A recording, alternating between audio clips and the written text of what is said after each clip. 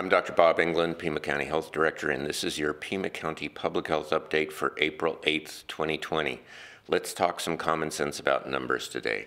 So yesterday, the governor added more executive orders. And you know, over time, the governor, different mayors, different county boards of supervisors have all added one step after another. How long is it going to take to see the effect of any one of these or all of them together? So think about this. If you go out and got infected today, it takes somewhere between 2 and 14 days of an incubation period for you to begin to get sick. So let's say it's a week down the road. Then many people try to tough it out. It takes a week or so before their symptoms get bad enough. They wind up in the emergency room. They're sick enough that they get tested. So that's another week.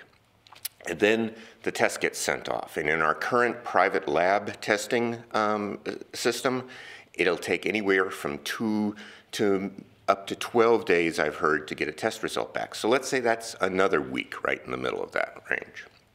So now you're saying that the reports we get before we even have a chance to investigate them, find people, talk to them, which often takes a couple more days or so, it's been more than 3 weeks since the transmission you saw. So any change you see in numbers today, in today's report, happened a few weeks ago in terms of transmission.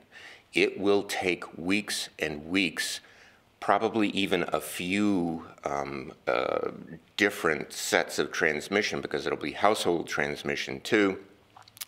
It'll be weeks and weeks before we even begin to see the effect of this. If things start to flatten out next week, it's not because of any of these orders.